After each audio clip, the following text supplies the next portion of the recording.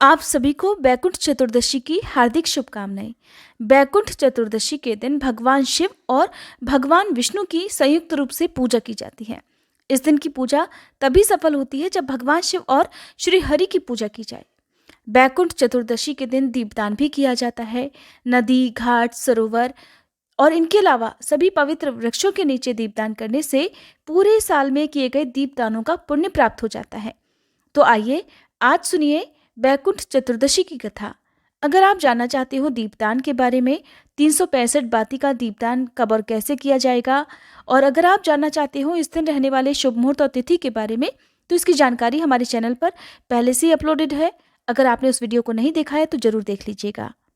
जिन लोगों ने भी हमारे इस चैनल पर शिव महापुराण कथा के कोटि रुद्र संहिता का रसपान किया होगा, उन्हें जरूर पता होगा कि बैकुंठ चतुर्दशी क्या है और बैकुंठ चतुर्दशी के दिन भगवान विष्णु और भगवान शिव की पूजा क्यों की जाती है। तो बैकुंठ चतुर्दशी की जो पौराणिक कथा है उसके अनुसार कहा जाता है कि एक बार देवर्षि नारद जी पृथ्वीलोक से घूमकर बैकुंठ धाम में भगवान श्रीहरि के पास जा पहुंचे। भगवान विष्णु देवर्षि को देखकर अत्यंत प्रसन्न हुए और उन्हें आदर पूर्वक अपने पास बिठाया और प्रसन्न होकर उनके आने का कारण पूछा। देवर्षि नारद ने कहा, हे प्रभु, आपका नाम जप कर आपके प्रिय भक्त तर जाते हैं। जो सामान्य नर नारी हैं वो आपके प्रेम से वंचित रह जाते हैं। इसलिए आप अपने भक्तों के लिए कोई एक ऐसा सरल भक्ति मार्ग बतलाइए जिससे कि आपके सामान्य भक्त भी आपकी भक्ति करके मुक्ति प्राप्त कर सके। संसार के उद्धार के लिए हे प्रभु, कृपा करके आप ये मार्ग अवश्य बताइए ताकि कलयुगी जीव भी मोक्ष को प्राप्त कर सके। देवर्षि के मुंह से ये वचन सुनकर भगवान विष्णु बोले, हे नारद, कार्तिक मास के शुक्ल पक्ष की चतुर्दशी तिथि को जो नर नारी बैकुंठ चतुर्दशी व्रत का पालन करेंगे और श्रद्धा भक्ति से मेरी पूजा अर्चना करेंगे और मेरे साथ ही भोलेनाथ की पूजा अर्चना करेंगे, उनके लिए स्वर्ग के द्वार सदैव खुले रहेंगे। इसके बाद भगवान विष्णु ने जय और विजय को बुलाकर उनसे कहा कि कार्तिक मास के शुक्ल पक्ष की चतुर्दशी तिथि को स्वर्ग के द्वार बंद ना रखें, उन्हें खुला ही रखें। भगवान विष्णु ने कहा कि इस दिन जो भी भक्त मेरा नाम लेकर थोड़ा सा भी पूजन करेगा उसे बैकुंठ धाम की प्राप्ति अवश्य ही होगी। इसलिए आज के दिन भगवान विष्णु के साथ भगवान शिव का पूजन भी बहुत आवश्यक है, नहीं तो भगवान विष्णु इस पूजा को स्वीकार नहीं करते हैं।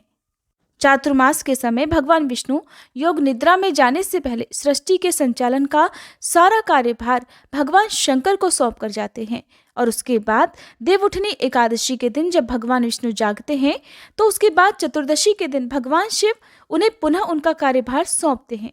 इसलिए इस दिन को हरिहर मिलन के रूप में भी उत्सव के रूप में मनाया जाता है और इस दिन खास तौर पर दीप जलाकर उत्सव मनाया जाता है।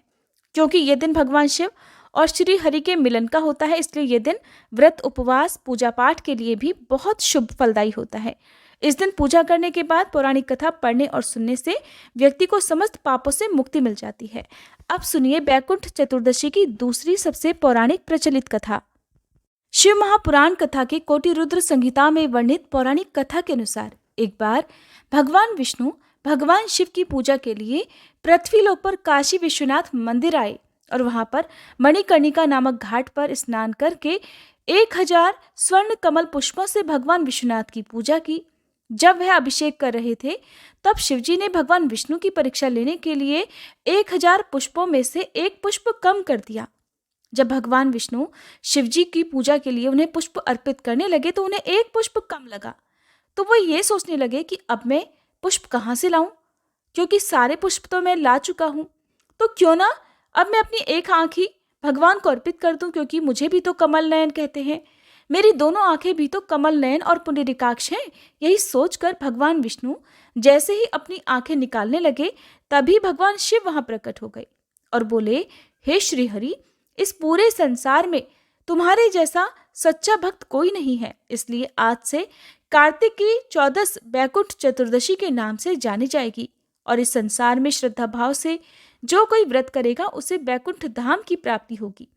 ऐसा कहकर भगवान विष्णु को भगवान शिव ने सुदर्शन चक्र उपहार स्वरूप भेंट किया और कहा कि इस सुदर्शन चक्र में करोड़ों अरबों सूर्यों की कांति के समान शक्ति है, जिससे आप अपने भक्तों की सदा रक्षा कर सकोगे। इसीलिए भगवान श्री हरि अपने हाथ में सदैव सुदर्शन चक्र को धारण किए रहते हैं। माना जाता है कि जो भी व्यक्ति हरि यानी कि भगवान विष्णु और हर अर्थात महादेव की एक साथ आराधना करता है, उसके जीवन के सभी पापों का और दुखों का अंत हो जाता है। इस दिन व्रत करने वाले भक्तों को सबसे पहले स्नान करके साफ स्वच्छ वस्त्र धारण करके भगवान विष्णु और महादेव का ध्यान करना चाहिए। फिर हाथ जोड़कर और हाथ में जल पुष्प लेकर व्रत का संकल्प लेना चाहिए। इसके बाद अगर संभव हो तो 108 कमल पुष्पों से भगवान शिव और भगवान विष्णु की पूजा अर्चना करनी चाहिए। अगर 108 कमल पुष्प ना हो तो आप केवल एक कमल के पुष्प से भी पूजा कर सकते हैं।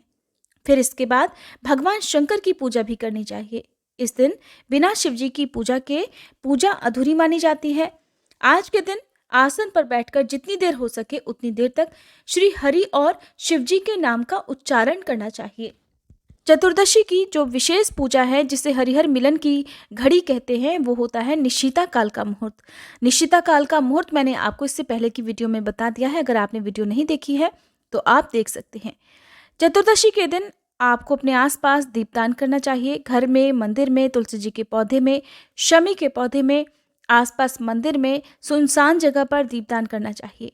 वैसे तो इस दिन पवित्र नदियों में स्नान करके वहां पर दीपदान किया जाता है।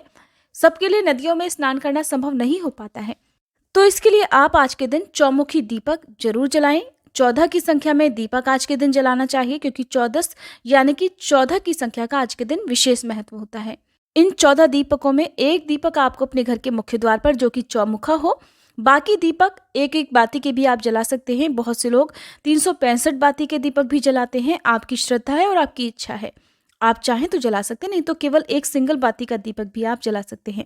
जिनमें से मुख्य द्वार पर, अपने घर में, किचन में और जहाँ पर भी आप अपने घर में पानी स्टोर करके रखते हैं, पानी भर कर रखते हैं, वहाँ पर एक दीपक, अपने घर की छत पर एक दीपक उत्तर दिशा की तरफ, घर में आपके जो भी पवित्र पौधे हैं, खासकर तुलसी जी के पौधे में, और घर के मुख्य द्वार के अलावा आप चौराहे पर और आसपास विष्णु भगवान के मंदिर में भी एक एक दीपक अवश्य जलाएं। ऐसा करने से भगवान श्री हरि और भगवान शिव शंकर की कृपा जरूर प्राप्त होती है।